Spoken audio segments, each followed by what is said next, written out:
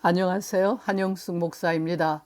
오늘 본문은 사도행전 11장 9절부터 18절까지의 말씀입니다. 예루살렘 교회는 사도 베드로가 백부장 고넬료의 집에 들어가서 고넬료에게 세례를 주고 함께 성찬을 나눈 사실을 비난하며 그 전말을 추궁했습니다.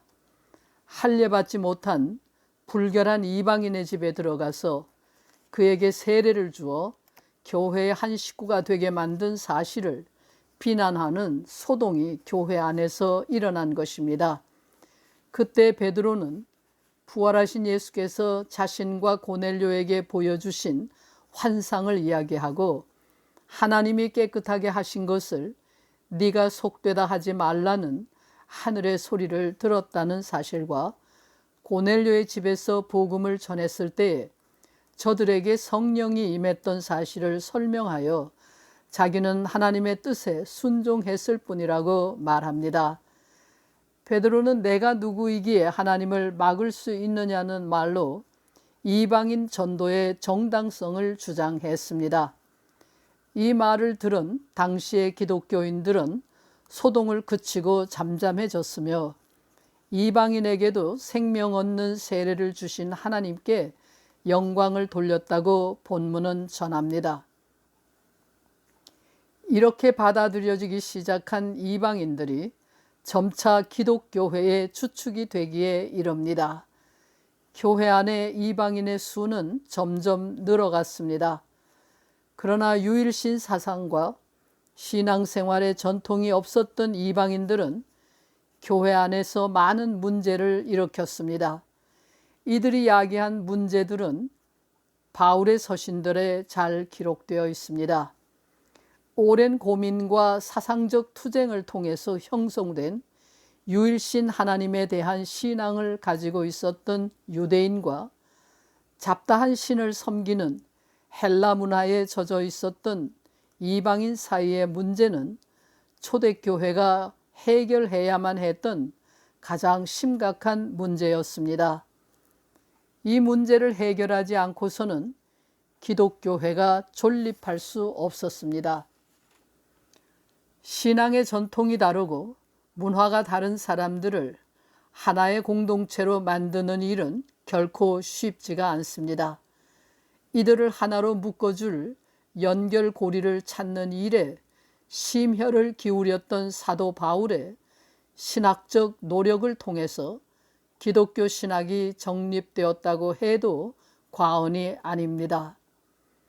바울은 이방인의 종교적 전통은 어떤 것이며 무엇이 잘못된 것인지를 지적하고 유대교의 율법과 신앙이 어떤 것인지를 가르치고 유대교의 잘못과 한계가 무엇인지를 이해시키려고 노력했습니다.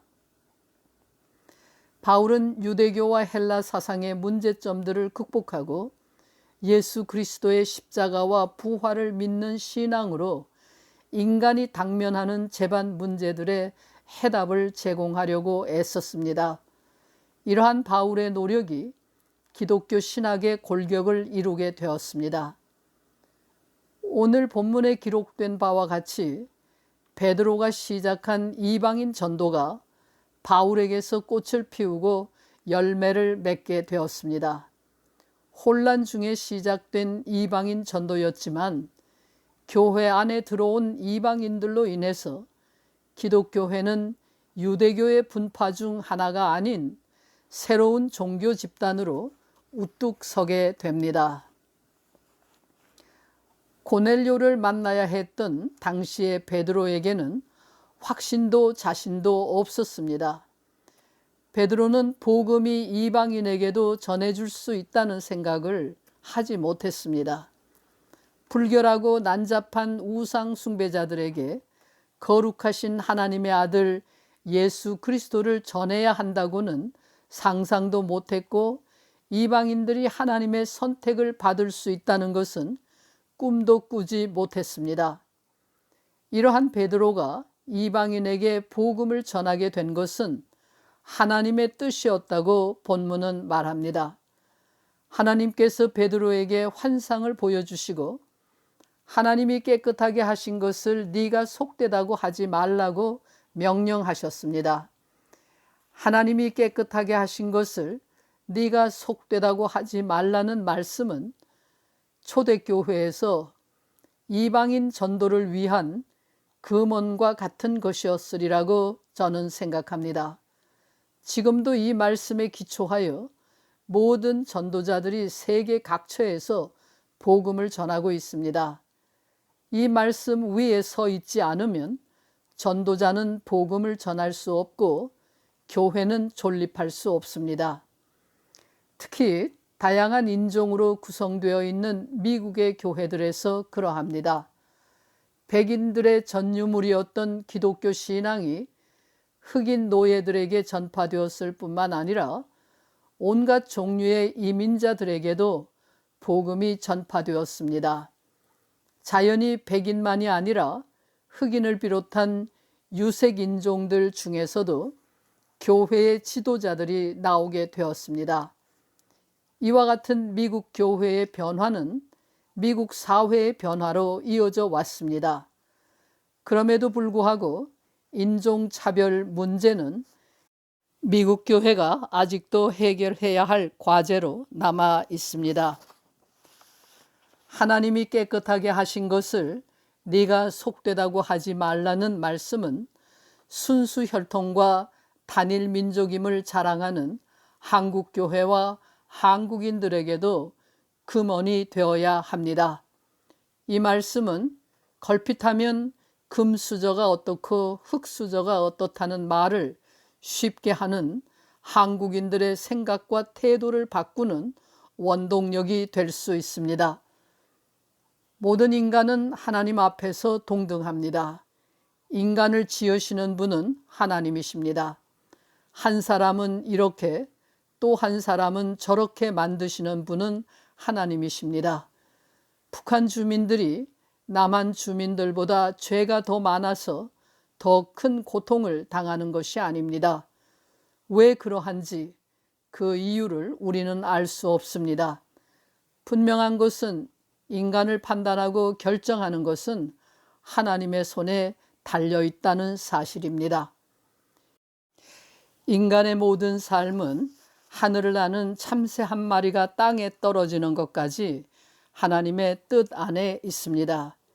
인간이 겪는 행운만이 아니라 불행에도 하나님의 뜻이 있습니다.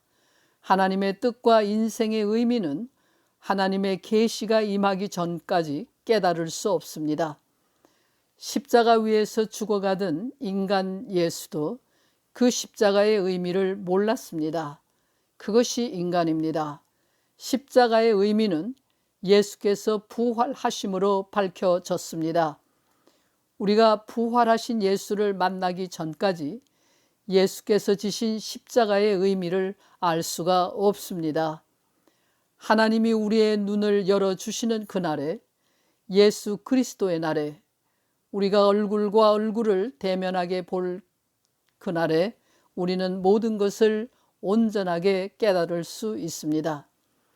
다만 지금 우리가 해야 할 일은 만나는 사람들을 외모로 판단하지 않는 것입니다.